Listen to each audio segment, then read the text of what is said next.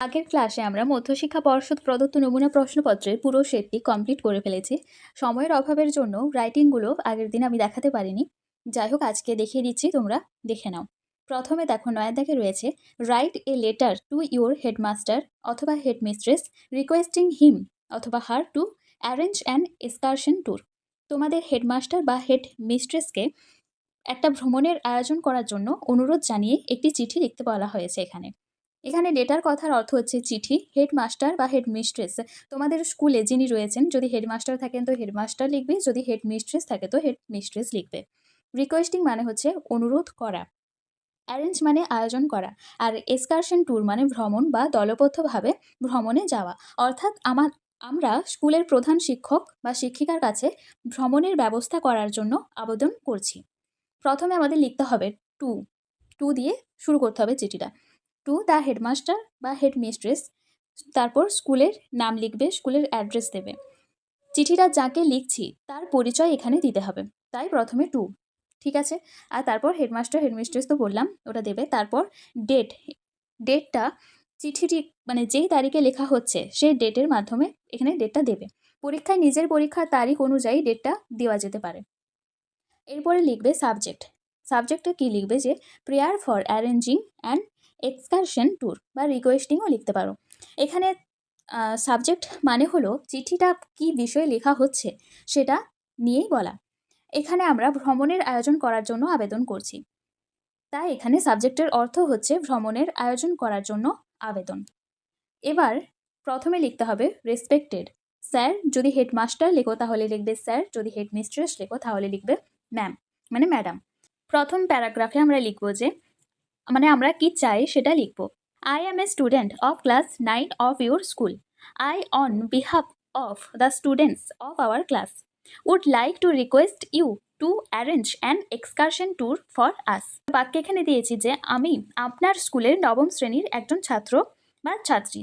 তারপর এখানে বলবে যে আমি আপনাদের শ্রেণীর ছাত্রছাত্রীদের পক্ষ থেকে আপনার কাছে আমাদের জন্য একটি ভ্রমণের আয়োজন করার অনুরোধ করছি। অন বিহাফ অফ মানে হচ্ছে পক্ষ থেকে, আর স্টুডেন্টস অফ আওয়ার ক্লাস মানে আমাদের শ্রেণীর ছাত্রছাত্রীরা। উড লাইক টু রিকোয়েস্ট মানে অনুরোধ করতে চায়। অ্যারেঞ্জ মানে তো আগে বলেছি যে আয়োজন করা। এখানে আমি মানে তুমি একা নিজের জন্য ভ্রমণ চাইছো না, পুরো ক্লাস 9-এর ছাত্রছাত্রীদের পক্ষ থেকে আবেদন করছো। এরপর দ্বিতীয় প্যারাগ্রাফে লিখবে যে কেন এক্সকারশন দরকার। An excursion is an important part of our education. It gives us an opportunity to visit new place and gain practical knowledge. It also helps us to refresh our minds and learn many things outside the classroom. শুধু আমরা ঘুরতে যেতে চাই এটা বললে হবে না, আমাদের বলতে হবে কেন এক্সকারশন দরকার। An excursion is an important part of our education, মানে ভ্রমণ আমাদের শিক্ষার একটি গুরুত্বপূর্ণ অংশ। It gives us an opportunity to visit new places and gain practical knowledge. এটি আমাদের নতুন নতুন জায়গা দেখার এবং বাস্তব জ্ঞান অর্জনের সুযোগ দেয়। অপরচুনিটি মানে হচ্ছে সুযোগ, ভিজিট মানে পরিদর্শন করা বা দেখা, আর গেইন মানে অর্জন করা, প্র্যাকটিক্যাল নলেজ মানে বাস্তব জ্ঞান। It also helps us to refresh our mind and learn many things outside the classroom. এটি আমাদের মনকে সতেজ করতেও সাহায্য করে এবং শ্রেণীকক্ষের বাইরে অনেক কিছু শিখতে সাহায্য করে। তাহলে এই প্যারাগ্রাফে আমরা 3টি কারণ বললাম, যে নতুন জায়গা দেখতে পারবো, বাস্তব জ্ঞান অর্জন করতে পারবো, আর মন সতেজ হবে এবং ক্লাসরুমের বাইরে অনেক কিছু শিখতে পারবো। এবার আমরা লিখব যে আমরা কেমন এক্সকারশন চাই। We would be very happy to visit a place of historical or educational importance. We promise to maintain discipline and obey the instructions of our teachers throughout the tour. প্রথম বাক্য দেখো, we would be very happy to visit a place of historical or educational importance. ঐতিহাসিক বা শিক্ষামূলক গুরুত্ব রয়েছে এমন কোনো জায়গায় যেতে পারলে আমরা খুব খুশি হব। এরপরে দ্বিতীয় বাক্যে রয়েছে we promise to maintain discipline and ওবে the instruction of our teachers through out the tour. অর্থাৎ আমরা প্রতিশ্রুতি দিচ্ছি যে পুরো ভ্রমণের সময় শৃঙ্খলা বজায় রাখবো এবং আমাদের শিক্ষকদের নির্দেশ মেনে চলব। এখানে প্রমিস মানে প্রতিশ্রুতি দেওয়া, মেনটেন ডিসিপ্লিন মানে শৃঙ্খলা বজায় রাখা, আর ওবে মানে মেনে চলা, ইনস্ট্রাকশন মানে নির্দেশ, আর থ্রু আউট দ্য ট্যুর মানে পুরো ভ্রমণ জুড়ে। এখানে আমরা হেডমাস্টারকে বোঝাচ্ছি যে আমরা মানে কোনো রকম বদমাইশি করব না, নিয়ম মানব এবং শিক্ষকদের কথা শুনব। তাই আমাদের আবেদনটি গ্রহণ করার একটা ভালো কারণ তৈরি হচ্ছে। এইভাবে লেটারটাকে তোমাদের সাজাতে হবে পরপর। এবার আমরা শেষ প্যারাগ্রাফে লিখব, মানে আমরা আবার অনুরোধ করব। We therefore request you to kindly arrange an excursion tour for our class at a suitable time. We shall be grateful to you for your kind consideration. এখানে therefore মানে হচ্ছে তাই বা অতএব, অর্থাৎ তাই আমরা আপনার কাছ থেকে মানে কাছে অনুরোধ করছি উপযুক্ত সময়ে আমাদের শ্রেণীর জন্য একটি ভ্রমণের আয়োজন করুন। এরপর বলবে যে যেটা রয়েছে we shall be grateful to you for your kind consideration, মানে আপনি আমাদের আবেদনটি সদয়ভাবে বিবেচনা করলে আমরা আপনার কাছে কৃতজ্ঞ থাকব। দেখো, চিঠির শুরুতে আমরা ভ্রমণের ব্যবস্থা করার জন্য অনুরোধ করেছিলাম, মাঝখানে বললাম কেন ভ্রমণ দরকার এবং আমরা কিভাবে নিয়ম মেনে চলব। শেষে আবার সুন্দরভাবে হেডমাস্টারের কাছে ব্যবস্থা করার অনুরোধ করে চিঠিটা শেষ করছি। এইভাবে তোমাদের চিঠি লিখতে হবে। এবার শেষের অংশে দেবে থ্যাঙ্কিং ইউ, ইয়োর্স অবিডিয়েন্টলি, তারপর তোমার নাম দেবে, ক্লাস, রোল নাম্বার। দেখো, লেটার তোমাদের মুখস্থ করার দরকার নেই, বুঝে নিলেই হবে যে কী কী লেটারটাতে রয়েছে। ঠিক আছে, প্রথমে কি হয়েছে যে আমরা কারা, আমরা হচ্ছে ক্লাস 9-এর ছাত্রছাত্রী। কি চাই? এক্সকারশন ট্যুরের আয়োজন চাই। কেন চাই? কারণ নতুন জায়গা দেখতে পারবো, প্র্যাকটিক্যাল নলেজ হবে, বাস্তব অভিজ্ঞতা হবে, মন সতেজ হবে, ক্লাসরুমের বাইরে থেকে আমরা কিছু জ্ঞান মানে কিছু শিখতে পারবো। আমরা প্রতিশ্রুতি দিয়েছি তারপরে প্যারাগ্রাফে যে আমরা ডিসিপ্লিন বজায় রাখবো, টিচার্স এর ইনস্ট্রাকশন মানবো। আর শেষে কি বলবো যে হেডমাস্টারকে ট্যুর অ্যারেঞ্জ করার জন্য আবার অনুরোধ করব। লেটার মুখস্থ করতে যাওয়ার কোনো দরকার নেই, যদি বুঝে গিয়ে থাকো তাহলে একবার নিজে খাতায় না দেখে লেখার চেষ্টা করবে, কারণ নিজে থেকে লেখা খুবই গুরুত্বপূর্ণ, নিজে নিজে লেখো। এরপর 10 নম্বরে রয়েছে write a summary of the following passage with 100 ওয়ার্ডস। নিচের প্যাসেজটির 100 শব্দের মধ্যে একটি সারাংশ লেখো। এখানে সামারি বলতে বোঝায়, আসলে সামারিকে কিন্তু প্রেসিও বলা হয়। সামারি মানে প্যাসেজটা ভালো করে পড়ে মূল বক্তব্যটা প্রথমে বুঝতে হবে, তারপর প্যাসেজ এর ভাষা হুবহু কপি না করে, মানে কোনো ওয়ার্ড সাধারণত ওখান থেকে নেওয়া চলে না, প্রথমে ওটাকে ভালোভাবে বুঝে সামারিটা নিজের মতো করে ভাবার্থ তৈরি করতে হয়। ওখান থেকে কোনো বাক্যও নেওয়া চলবে না আর কোনো ওয়ার্ডও নেওয়া চলবে না। চলো দেখি যে কি বলেছে প্যাসেজটাতে। To compel a man to do day after day the same task, কোনো মানুষকে দিনের পর দিন একই কাজ করতে বাধ্য করা without any hope of escape or change means nothing short of turning his life into prison torment, যেখানে তার মুক্তির বা পরিবর্তনের কোনো আশা নেই, আসলে তার জীবনকে কারাগারের যন্ত্রণায় পরিণত করায় সমান। মানুষকে যদি প্রতিদিন একই কাজ করতে হয় এবং কাজের মধ্যে কোনো পরিবর্তন বা স্বাধীনতা না থাকে, তাহলে তার জীবনটা জেলের মতো কষ্টকর হয়ে যায়। এরপর দ্বিতীয় বাক্যে রয়েছে যে a man might easily learn and practice at least 3 crafts, একজন মানুষ সহজেই অন্তত 3 ধরনের কাজ শিখতে ও করতে পারে। Varying indoor occupation with outdoor occupation calling for the exercise of strong bodily energy for work in which the mind had more to do, সে ঘরের কাজের সঙ্গে বাইরের এমন কাজও করতে পারে যেখানে শারীরিক শক্তির প্রয়োজন হয়, আবার এমন কাজও করতে পারে যেখানে মস্তিষ্কের বেশি ব্যবহার হয়। মানে একই কাজ না করে মানুষ বিভিন্ন ধরনের কাজ করতে পারে, কখনো ঘরের কাজ, কখনো বাইরের শারীরিক পরিশ্রমের কাজ, আবার কখনো বুদ্ধি খাটানোর কাজ। There are few men, for instance, who would not wish to spend part of their lives in the most necessary and pleasant of all work, cultivating the earth. উদাহরণস্বরূপ, এমন মানুষ খুব কমই আছে যারা জীবনের কিছুটা সময় পৃথিবীর মাটি চাষ করার মতো প্রয়োজনীয় ও আনন্দদায়ক কাজে ব্যয় করতে চাইবে না। লেখক বলেছেন যে কৃষিকাজও খুব দরকারি এবং আনন্দদায়ক কাজ, তাই অনেক মানুষ জীবনের কিছুটা সময় চাষবাদ করতে আগ্রহী হতে পারে।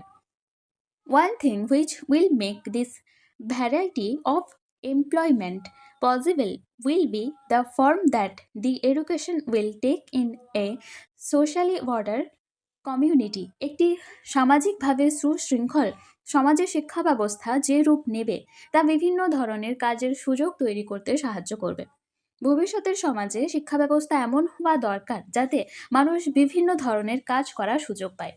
At present, all education is directed towards the end of fitting people to take their places in the hierarchy of commerce, these as masters, those as workmen.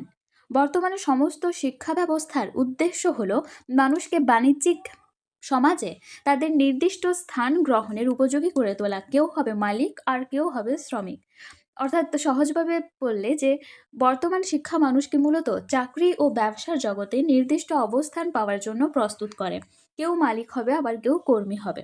The education of the masters is more elemental than that of the workers, but it is commercial still. মালিকদের শিক্ষা শ্রমিকদের শিক্ষার তুলনায় কিছুটা উন্নত হলেও সেটি মূলত বাণিজ্যিক উদ্দেশ্যেই পরিচালিত হয়। And even at the ancient universities, learning is but little regarded unless it can in the long run be made to pay. এমনকি প্রাচীন বিশ্ববিদ্যালয়গুলিতেও শিক্ষাকে খুব বেশি গুরুত্ব দেওয়া হয় না যদি শেষ পর্যন্ত সেই শিক্ষা থেকে অর্থ উপার্জন করা সম্ভব না হয়। অর্থাৎ এখন শিক্ষার পেছনেও অর্থ উপার্জনের চিন্তা কাজ করে। যে শিক্ষা থেকে ভবিষ্যতে টাকা পাওয়ার সম্ভাবনা নেই সেটিকে অনেক সময় গুরুত্ব দেওয়া হয় না। অর্থাৎ এখানে মূল প্যাসেজটিতে বলতে চেয়েছে যে একঘেয়ে একই কাজ মানুষদের জীবনকে কারাগারের মতো করে তোলে। তাই মানুষের জীবনে বিভিন্ন ধরনের কাজের সুযোগ থাকা উচিত। শারীরিক পরিশ্রম, বুদ্ধির কাজ, কৃষিকাজ সব ধরনের কাজের মধ্য দিয়ে সব ধরনের কাজের মধ্যে পরিবর্তন থাকা ভালো। কিন্তু বর্তমান শিক্ষা ব্যবস্থা মূলত মানুষকে বাণিজ্যিক জীবনে মালিক বা কর্মী হওয়ার জন্য তৈরি করে এবং শিক্ষাকেও অর্থ উপার্জনের দৃষ্টিতে বিচার করা হয়। লেখক এমন একটি শিক্ষা ব্যবস্থার কথা বলেছেন যা মানুষকে নানা ধরনের কাজের সুযোগ করে দেবে। এবার পরীক্ষার খাতাতে সামারি কিভাবে লিখবে। এখানে আগে আমি বলেছি যে সামারিতে প্যাসেজের বাক্য কপি করা যাবে না, মূল বক্তব্য ঠিক রেখে নিজের ভাষায় সংক্ষেপে লিখতে হবে। দেখো, এ monotonous life makes a person unhappy and frustrated. মানে একঘেয়ে জীবন একজন মানুষকে অসুখী ও হতাশ করে। People should have opportunities to engage in different kinds of work. মানুষের বিভিন্ন ধরনের কাজে যুক্ত হওয়ার সুযোগ থাকা উচিত। Physical labor, intellectual activities and farming can make life more varied. শারীরিক পরিশ্রম, বুদ্ধিবৃত্তিক কাজ এবং কৃষিকাজ জীবনকে আরও বৈচিত্র্যময় করতে পারে। Education should prepare people for a balanced and useful life. শিক্ষা ব্যবস্থা মানুষের জন্য একটি ভারসাম্যপূর্ণ ও উপযোগী জীবন গড়ে তুলতে সাহায্য করবে। However, modern education mainly prepares people for commercial occupation. কিন্তু আধুনিক শিক্ষা মূলত মানুষকে বাণিজ্যিক পেশার জন্য প্রস্তুত করে। Learning is often valued according to its ability to provide financially benefit. শিক্ষা থেকে আর্থিক লাভ পাওয়া যাবে কিনা তার ভিত্তিতে অনেক সময় শিক্ষার মূল্য নির্ধারিত হয়। কোনো বাক্য হুবহু তুলে দিইনি, কিন্তু প্যাসেজের প্রত্যেকটি গুরুত্বপূর্ণ কথা নিজের ভাষায় ছোট করে লিখেছি। এটাই সামারি লেখার মূল নিয়ম। সামারি সাধারণত এটি একটু কঠিন বিষয় হিসেবেই ধরা হয়, যেহেতু তোমাদের রয়েছে ছোট ছোট করে তোমাদেরকে লেখা প্র্যাকটিস করতে হবে নিজেকে।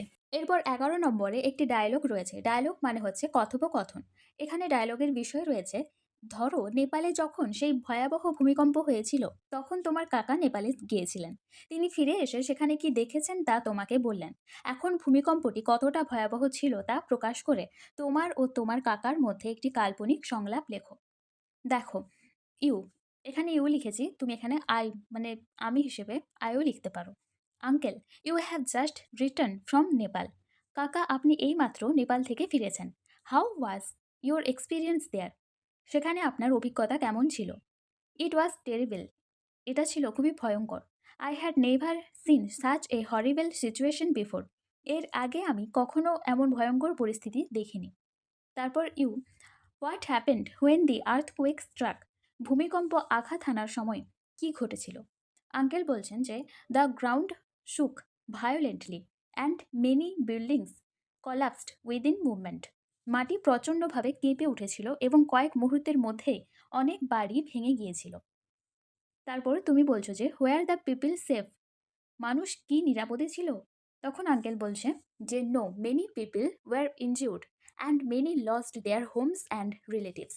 না, বহু মানুষ আহত হয়েছিল এবং অনেকে তাদের ঘর বাড়ি ও আত্মীয় স্বজন হারিয়েছিল। তারপর মানে তুমি বলছো যে that must have been very painful. Did you help the victims? সেটা নিশ্চয়ই খুব কষ্টদায়ক ছিল। আপনি কি ক্ষতিগ্রস্ত মানুষদের সাহায্য করেছিলেন? তারপর আঙ্কেল বলছেন যে yes I helped distributed food, water and clothes among the homeless people. হ্যাঁ, আমি গৃহহীন মানুষদের মধ্যে খাওয়ার জল ও পোশাক বিতরণে সাহায্য করেছিলাম। তারপর আই তুমি বলছো যে I feel very sorry for the people of Nepal. নেপালের মানুষদের জন্য আমার খুব খারাপ লাগছে। তারপরে আঙ্কেল বলছেন যে yes it was heart breaking experience that I can never forget. হ্যাঁ, এটি ছিল একটি হৃদয় বিদারক অভিজ্ঞতা যা আমি কখনোই ভুলতে পারবো না। এই বলে তোমার এখানে লেখা শেষ করবে। আর তোমরা খেয়াল রাখবে যে ডায়লগ এ প্রশ্ন ও উত্তরের ধারাবাহিকতা ঠিক থাকতে হবে। এখানে আমরা ভূমিকম্পের ভয়াবহতা, মানুষের ক্ষয়ক্ষতি এবং সাহায্যের বিষয়গুলো তুলে ধরেছি। প্রশ্নে দেওয়া ঘটনাগুলো ঠিক রেখে সহজ ইংরেজিতে ডায়লগ লিখবে। আর উত্তরটা মুখস্থ না করে ঘটনাগুলোর ক্রমটা মনে রাখবে বা নিজে সাজিয়ে নেবে, তাহলেই নিজের ভাষায় লিখতে পারবে।